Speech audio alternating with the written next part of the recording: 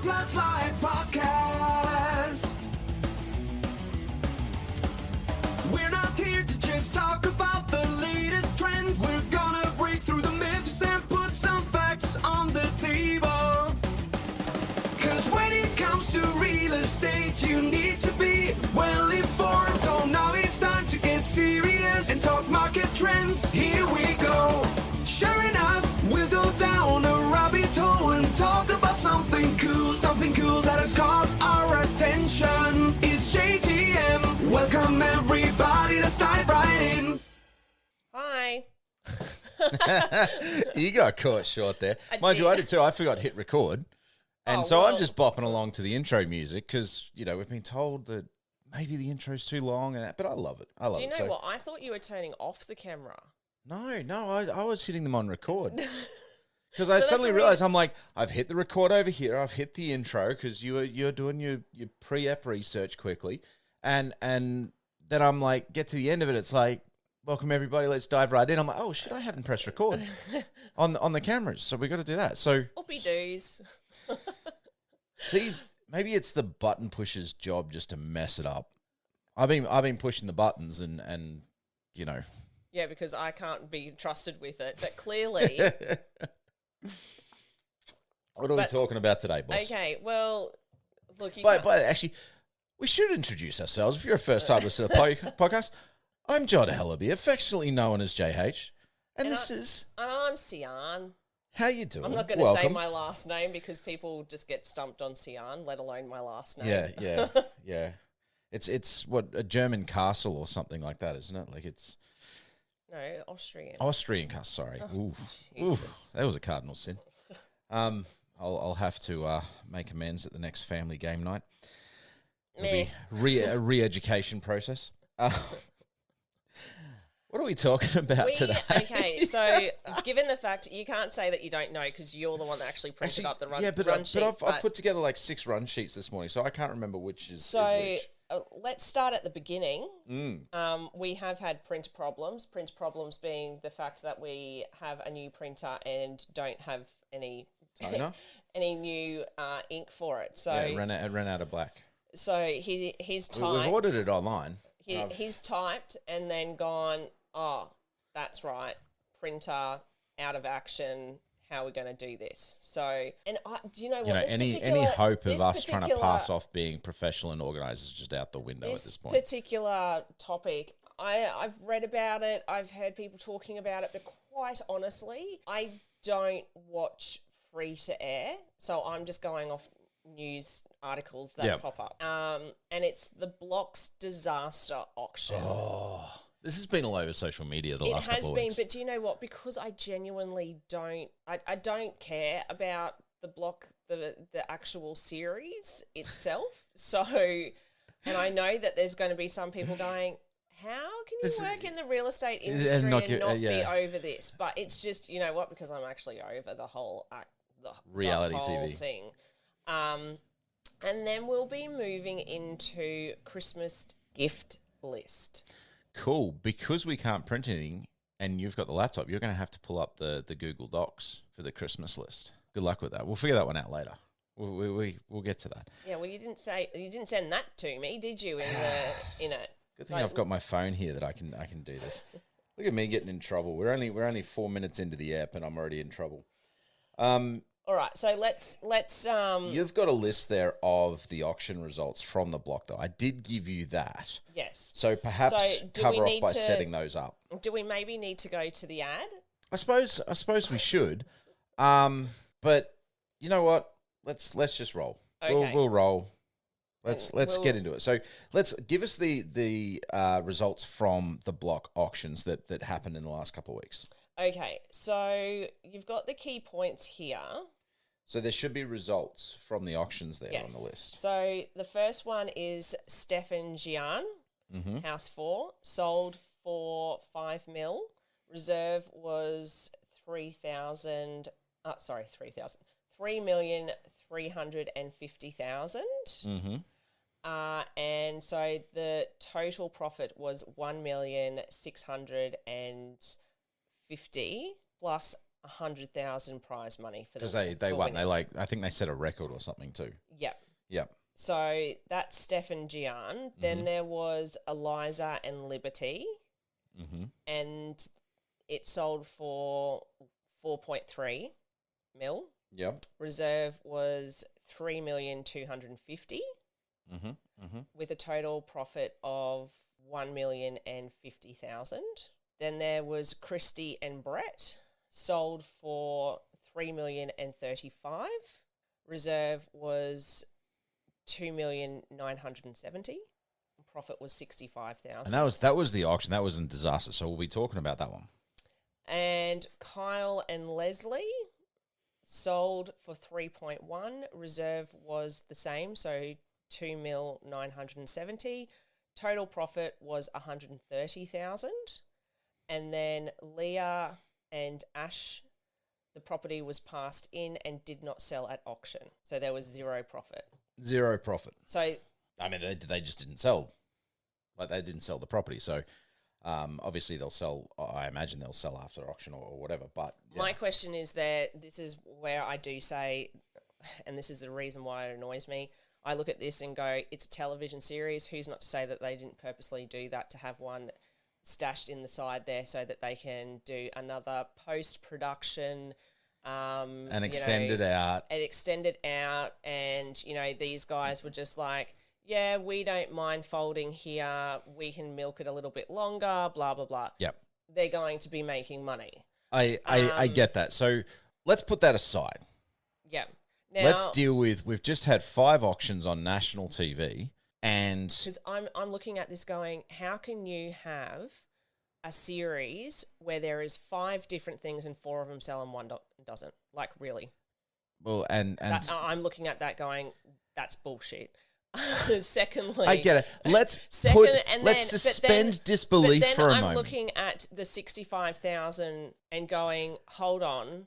If they've only got 65,000, and that's I'm guessing that is the one that everyone was just going WTF.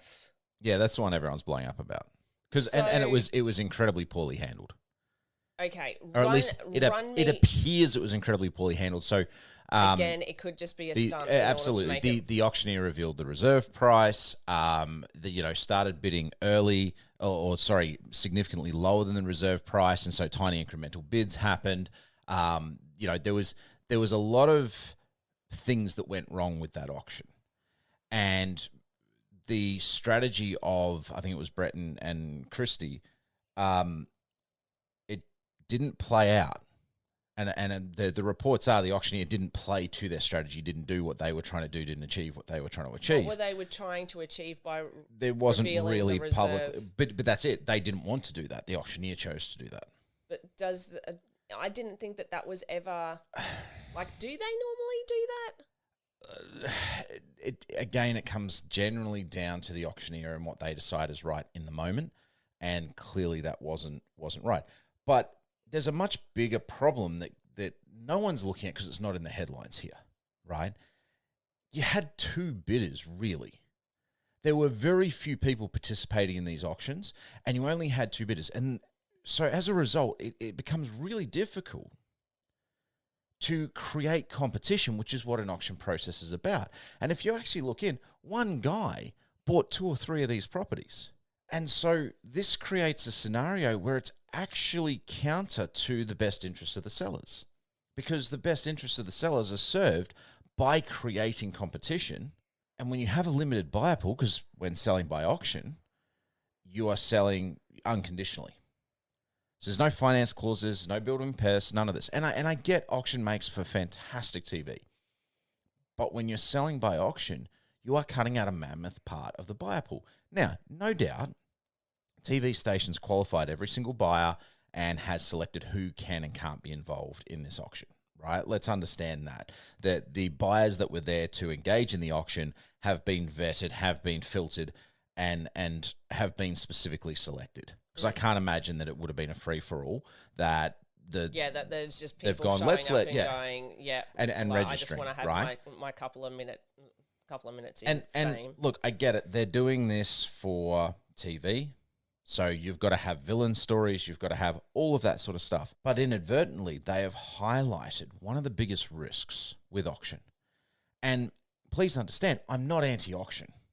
I'm not. It sounds like I am. We've done a couple episodes where I've pulled it apart.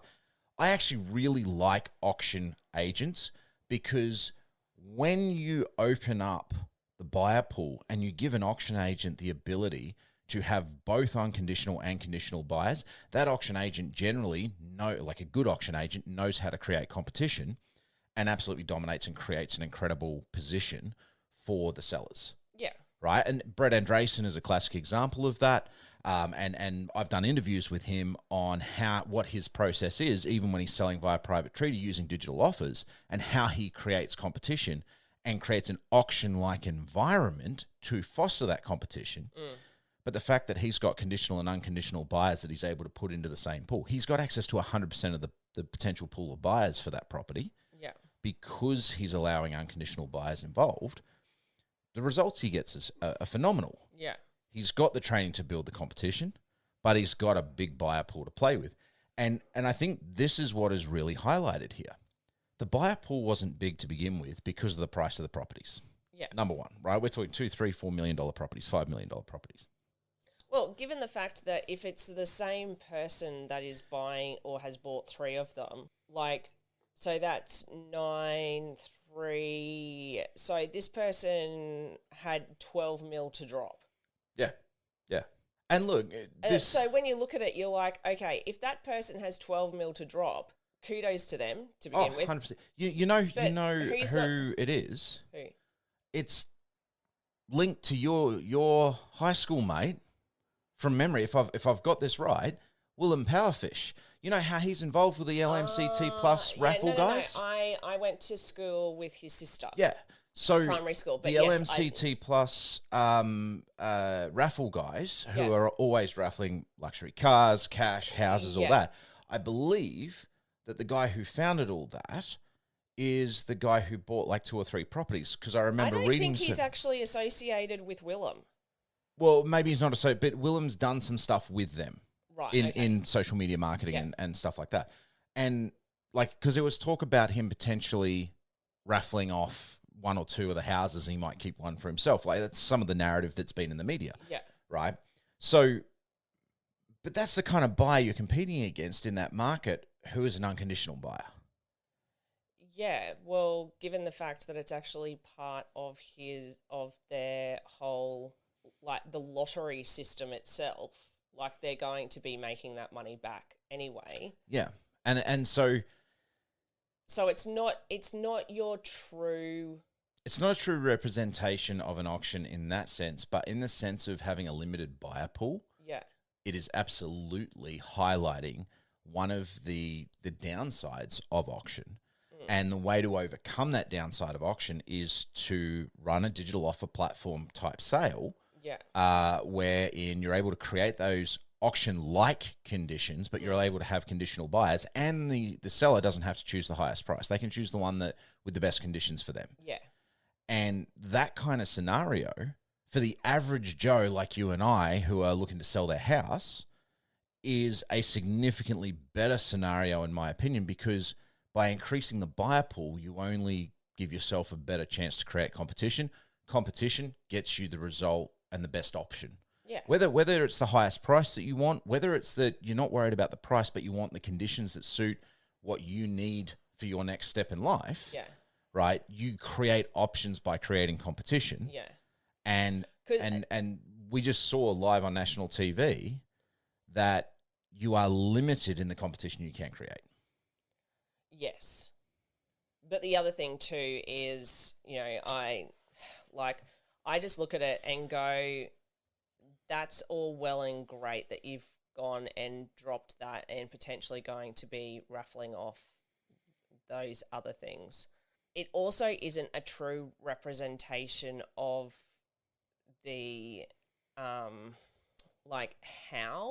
successful auctions can be. Like the average Joe, run of the mill, I'm going to go and purchase a house or sell a house via auction. This type of thing, because it is so manufactured Yeah, absolutely. Absolutely. means that, you know, people are going to be looking at this going, oh, you know, look at that stupid amount of commission that, you know, those people have made and blah, blah, blah. Well, Like, great, yes. Can I just jump in? I need to pull you up on a point. Unless the auctioneer is also the agent, an auctioneer typically doesn't make a commission. They typically make a flat fee for auctioneering. Yeah. It's the agent who makes the commission. So if it's an auctioneer who is also the agent for the property, yes, there's commission involved. Yeah. If it's just an auctioneer, the auctioneer just gets paid usually a flat set fee. fee to rock up on the day and be the voice, essentially. Okay. But even still, I'm just looking at it going, this is such a manufactured thing and not a true representation 100%. of the real estate 100%. industry And look, the reason anywhere in the nation. The reason I've jumped on it is because it's highlighted perfectly. As much as it's manufactured, it's highlighted one of the risks of auction that the average Joe does face, Yeah. and that is the limited buyer pool. Yeah, and we saw that play out in like we had one property that just did not have any excitement. We had one property that got passed in. 65,000. Yeah, exactly. 65,000 on a $3 million property. And given the fact that there is another property that had the same value, it made 130,000. Exactly, right? And you can't even go, oh, look, it's because it's in the same block. Yeah, and now and now too, like they've come out and there's been headlines, and I haven't read the article because it's sensationalist, and I try to avoid those. But the headlines are talking about how the contestants on the block are bagging out the agent and the auctioneer. Like it could be a terrible career move. This could have a massive impact on that agent's career, and it may just be how it was cut. We don't know. It is manufactured, and I acknowledge that. I just wanted to highlight that as much as that's a manufactured environment, it created a perfect example that the average Joe does need to be aware of, that homeowners, we all need to be aware of. Yeah.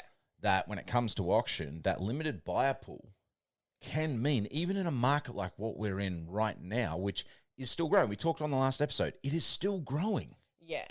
Right? But if you have a property where there is another 5 properties selling with similar, recently done up, and the it's same three-bedroom, buyer pool for all 2 5 properties. Yep.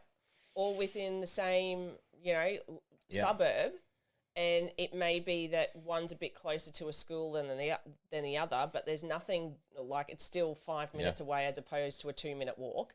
Like those types of things aren't a massive inconvenience for people. If you have that type of pool and you're going, oh, I'm going to go auction, that may not be the best option. Yeah, for and you. I think that's what we've seen is Thinking that you're going to get a bigger pool of fish. Yeah, no. You've just seen what fishing in the same pond over and over does. Yeah. Right. And I think that is absolutely something that is highlighted by this particular finale of the block. The other thing too is, and I'm surprised that you didn't actually get this, is the fact that when it comes to marketing, have a look as to within the block, have a look.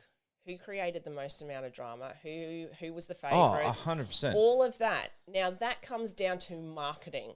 So if you've got the sweethearts or you've got the villains or whatever they have painted that particular couple to be, right? Who's the one that's had the whole thing?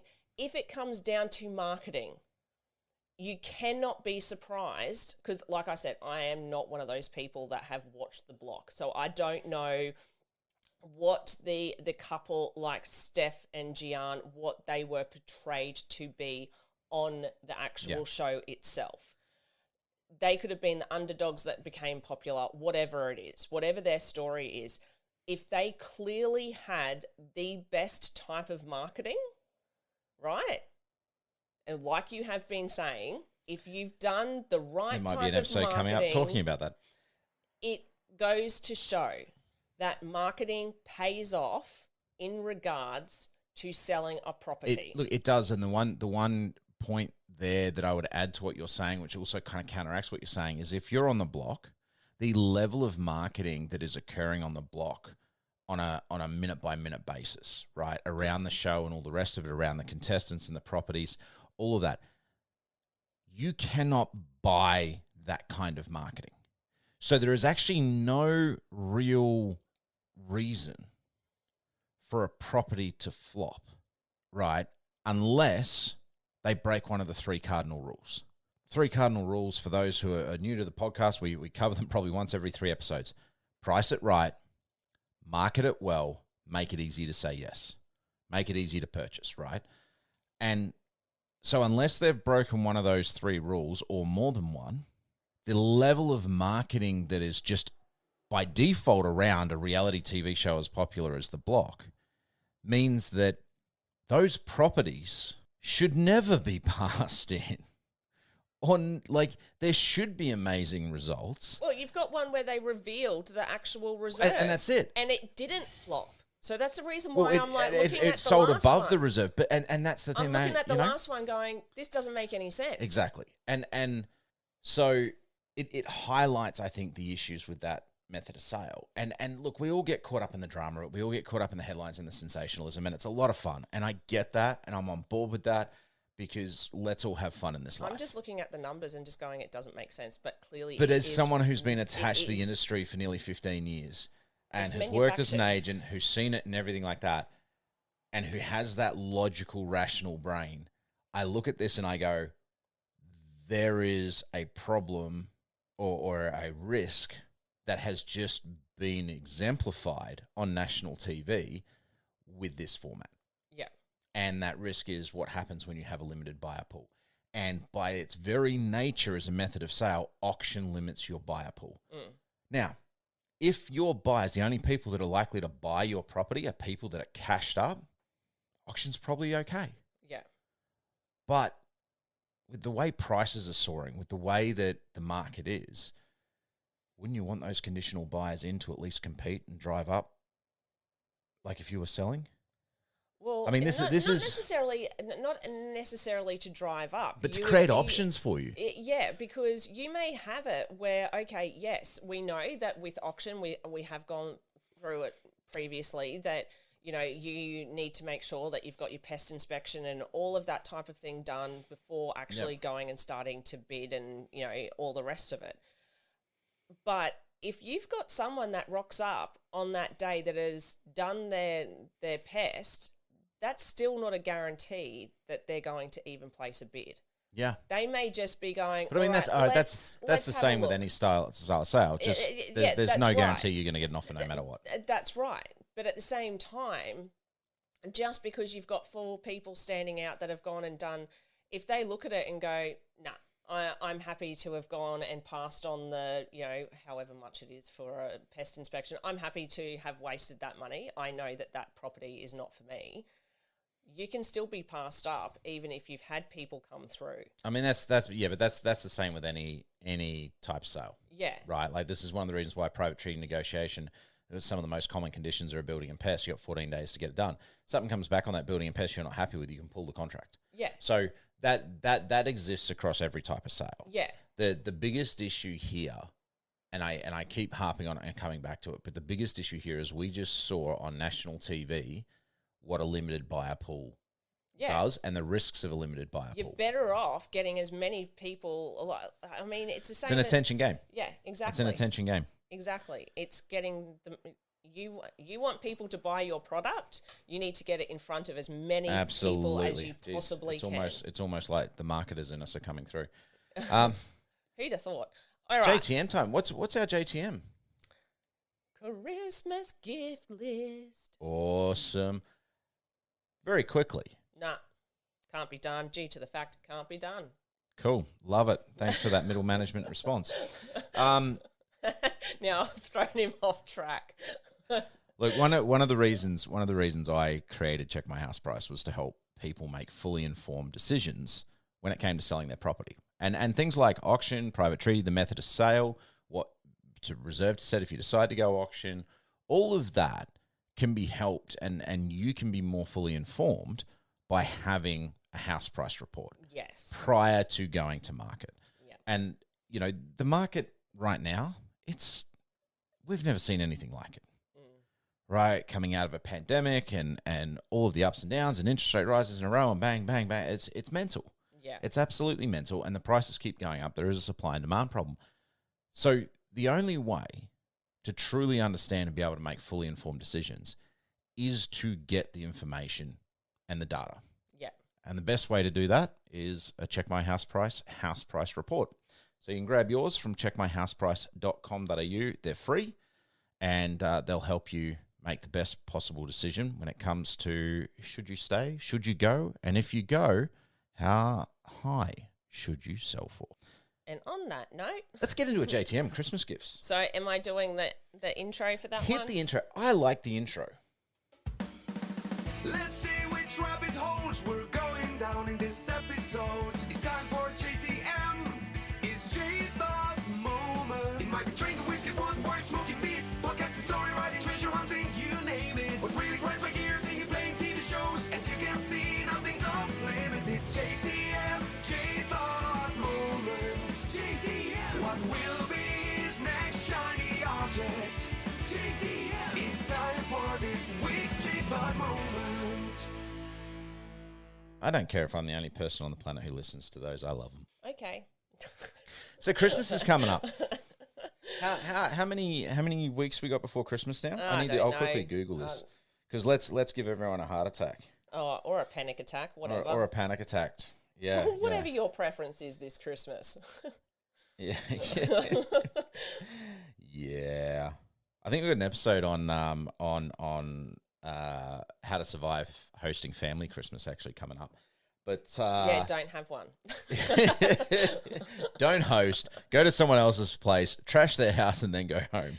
Yeah. There is 6 more weeks till Christmas. La la la la la la la. Oh, dear. And then I start rocking back. Yeah. Yeah. All right, We gotta get prepared. So, let's talk about this list that you've given me. Well, we put together most of the stuff on that list. That was a joint effort. It was a while back. We did an episode. I think it was 13 weeks out, 13-week Fridays till Christmas, I think is what we called it. The JTM, we started talking about gifts live, and then we went, hey, let's create a Christmas list. Obviously, we're not going to be able to get through the entire list. Yep. So I think what we will do is we'll put this list into a nice, pretty PDF, and we'll pump it out with links so that anyone can download it. We'll figure out a website, put it in the podcast comments for you, like in the description section. We'll put it on YouTube. We'll put it everywhere so that anyone who wants this list can download it. Yeah. And that'll just be, free of charge. Like we're not going to charge for a Christmas list or anything like that. It's just so silly. You've got here gifts for dad, smokehouse spice set. Yeah. Look, there's a bias there. Not every dad barbecues. Wait, I get that. But I love my spices and rubs because I barbecue every chance I get. I smoke every chance I get. Yeah. And smoking meat, that is, right? Not cancer sticks. Cancer sticks can take a long walk off a short pier. But no, I smoke meat. In fact, we haven't had an oven because our oven busted, so we've been waiting on the replacement to arrive. And we've been, any meat we've had to do has been smoked in the smoker, and I've loved it. It's been good fun. It's been good because I've actually had some time off and being able to do a little bit of extra more work. Extra more work? Come on, fair call. You and I split the cooking duties 50-50. We do. I do the veg chip. I can't even. I just can't today. Do you need wine for this episode? No. Like last one? Too hard. Life's too hard. I've got another bottle of Smidge if you really want. No. So, well, on that note, Smidge is a great Christmas gift. Yeah, absolutely. Smidge Wines, the fantastical winemaker Matt Wank. Yeah, and that's his beautiful. But you know what all like everyone Wines. is getting for Christmas from us. What, fortified wine, their fortified muscat, and also a tub of ice cream? No, I was just going to give them bottles of wine. I'm keeping the muscat for myself. Oh, right, okay. Yeah. All right. But yeah, no, look, I think the spices for dad, like if your dad's into barbecue, loves his barbecue, loves his meat, I'm especially passionate about that. Look, and they make the joke that once a man turns 35, he either gets really into barbecue, really into World War II, really into golf, or really into having his grass perfect. And for me, I was always into World War II from the time I was about 6, but I got really into barbecue. I don't mind playing golf, I know. but I got really into barbecue. So obviously I'm going to go, hey, great gift for Dad, the smokehouse spices. I think, and it's not too exy. I mean, what's the price on it there? Like it's I don't know. it should be pulling up. Click on it. Click the link. Click the link. There's like a heap of spices. Like it's awesome. Look at you trying to navigate a computer like it's 1981. It's stupid, like Outlook, like it just decides that I'm going to do it's crap. I don't like it. What? Here we go. Okay, redirecting. I beat you to it. $55. No, I've got it up on screen. How? Okay, question. How can he tell me that he beat me to it when he's not looking at my screen? I answered my own question before you did. That's how I beat you to it, because I got to the answer first. There's 20 different spices in there. Grill seasoning rubs gift set includes chili, garlic, Italian seasoning, cayenne spice rub, and more. There Pack is 20. a frequently bought together. That looks pretty cool. Oh, that's $180. That's the charcuterie board is on our list. As there that'll should be a Yeah. charcuterie board. It's a hot sauce collection plus the spice rub plus the charcuterie board. Yeah, for 180. For $180. Like, that looks pretty amazing. That looks pretty good. We'll include that. We'll link to that and include that on the Yeah. Yes, we will. So that's awesome. So that's Dad. Yep. And then for Mum, T2. Just be careful which one you give her. There is a story behind this. I Yeah. was not having a really good run with sleep. Like, literally, I think there had been a week there where I was getting between 3, maybe 4 hours. Now, just so that people understand, I don't have any small babies. So having that amount of sleep through the night did not make any sense. Not good for health. So needed to do something about it. He decided that, I'll do something nice for her. See, I do things nice. Gone to Carindale. I am considerate. To I meet think up. about her. To meet up with some of the amazing people at REIQ, and popped into T2 and was talking to the lovely ladies there at Westfield Carindale, and they were like, "Oh, try this one for her. You never know." The T2 Dreamer Tea. Dreamer Tea. It is called Dreamer Tea. It comes in a blue box. Amazing for the mums out there. I had it, and I was like, "Oh, this is actually quite nice." And within, I would say, about 20 minutes of having said tea, I was like, "Oh, I'm feeling really tired." And I went to bed. And it was probably about 8:30, but I'd been doing that and still getting up at 11 o'clock being like, "Okay, let's do this." Yeah. And the rest of the house 11 being o'clock quiet. at night she was waking up. Yep. And I slept through. And he came into the bedroom and was just like, "You were gone. Like, you were so gone." Woke up the next morning and I was like, "Wow, that was amazing." Meanwhile, his eyes are hanging out of his head just going, "You wouldn't shut up." Like, you were snoring so bad. Like, I'm so tired. It was like she was soaring down one of those protected redwoods that's like 1,000 years old. Like, it was just non-stop. I was serenading him of the sleep people. It was glorious. Anyway, so the next night I said to him, "Do you want one of these teas? Like, it's really good." And he's like, "Do you know what? That would be amazing if, I've got this important meeting that I have to have.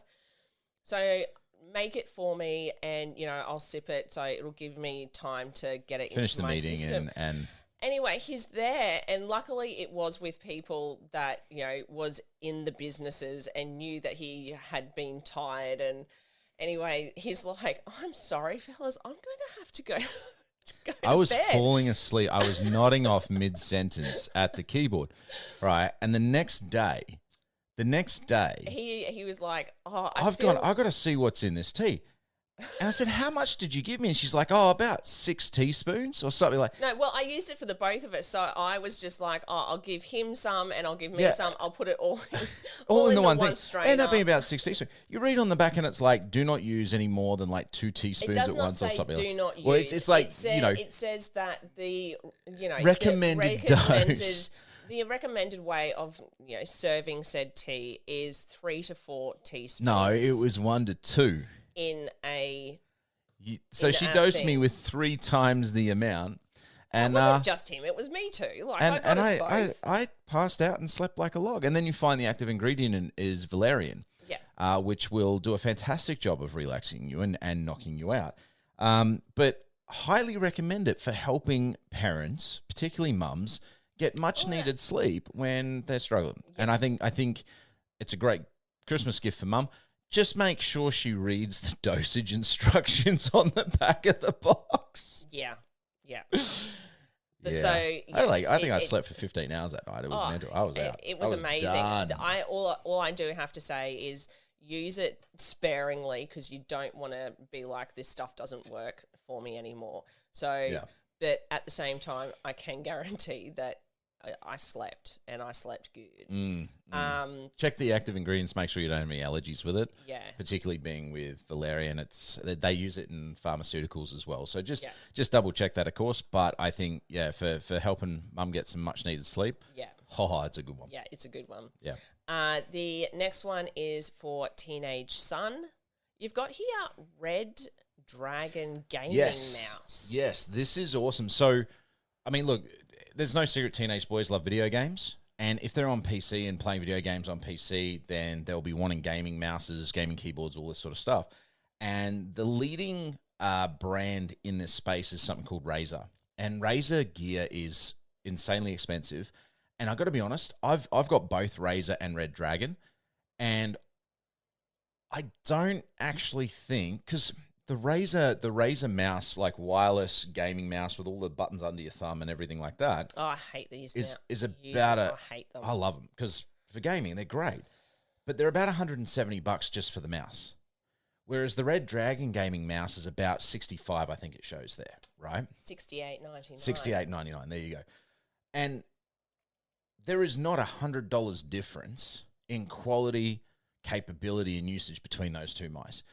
And so when I looked at it and I thought about it and I went, particularly teenage boys, they're pretty hard on their computing gear, right, and their gaming gear. And the last thing as a parent you want to be doing is replacing a $200 mouse every 6 to 12 months. But, I mean, I've had my Red Dragon one for 2 years now, and I've had my Razer for 2 years, and I've had less problems with the Red Dragon than I have with the Razer. And I would highly recommend it for kids who game on PC, so your teenage boys, but teenage girls as well. So anyone who's gaming on the PC, I think it is a fantastic option. And as a quality product that you're not paying top dollar for, because the top dollar one is like, it's good, but it has its problems. And when you look at it and go, well, it's going to have its problems, it doesn't have the same. Like, its durability comes into question. You read the reviews and you see that there are certain issues with it. Why would you spend $170 when you can get 95% of the same quality, durability, capability for $70? Yeah. And so that's why I put it on that list, because I just thought it's a fantastic stocking stuffer as well for that teenage son. And they do, or girl, or whatever. girl, absolutely. They do have a few different colours there as well. The white one, I look at white mice and I'm just like, well, yeah, you're going to get sweaty hands gaming on it. Well, I just look at it and just go, ugh. It's not going to be pretty. It's not going to be pretty. Yeah. Then there is what color is that? I don't know, I'm trying to load it. It just says black, but it looks like there's red, or it might be. It's got LEDs. You mean that? Not that one. There's another slimline kind of looking one. There's the one. Yeah, so the one I recommend getting is the M913. The white one I wouldn't recommend. Like, there's a slimline black one there that's that. Have a look at them. It also comes down to, I suppose the slimline would be better if you've got smaller hands. Yeah. Like, I can tell you right now that when I use his, I feel like my hand is like a claw. I do find it really odd. So if you have a smaller person, I suppose the slim line would be better. Yes. Yeah. The other thing that they get brought together is they have like a gaming pad that's like a mini keyboard that's ergonomic to sit under your hand. So you've got all your movement keys and weapon keys and everything like that under your left hand while your right hand's, using the mouse and has the buttons. And those together are about $141, $142 delivered. Yeah. Those little game pads, I've been using them as a gamer since 2005. So nearly 20 years, and I won't play a game on the PC without it. Yeah. They're amazing, and they're all the keys are programmable and stuff like that. So for the gamer in your life, whether we've said teenage boy because that's the typical, but girls are gaming more and more than ever. Parents are gaming. Yeah. All the rest of it. For the gamer in your life, it's an absolutely fantastic option for them. Highly recommend. So, and then we've got teenage daughter, but it doesn't, this one I feel doesn't even have to be a teenage daughter. No. It can be your mum, your dad, teenage boy. It can be, look, teenage daughters who are is really 9 hard to going buy on for. 10, I can tell you right now, she would even love this. Yeah. Oh, sorry. I was just a bit, so someone picked up your cage and just shook it. When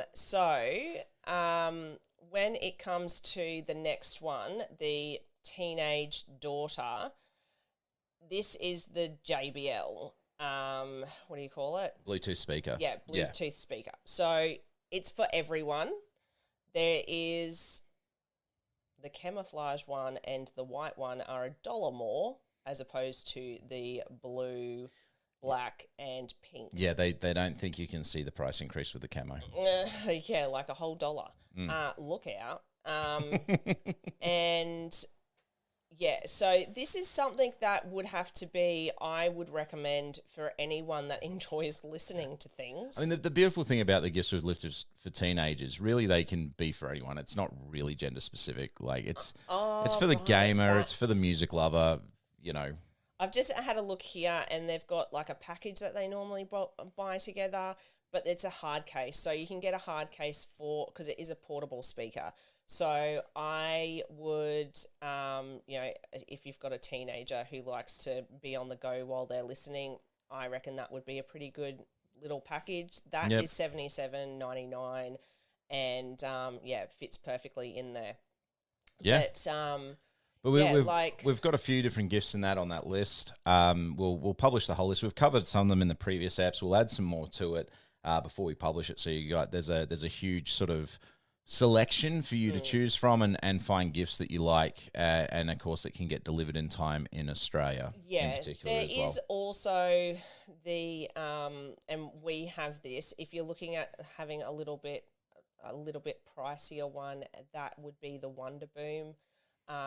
We have them here in our house and they are quite decent. So if you do have that little bit extra, otherwise there is another one here that I do have people who have had it, and that's the Encar Soundcore Mini portable speaker. Those are $39.99. So it all depends on what your budget is, but I can definitely say that speakers are a go if you've got someone wanting Music to lover. listen to stuff. Yep.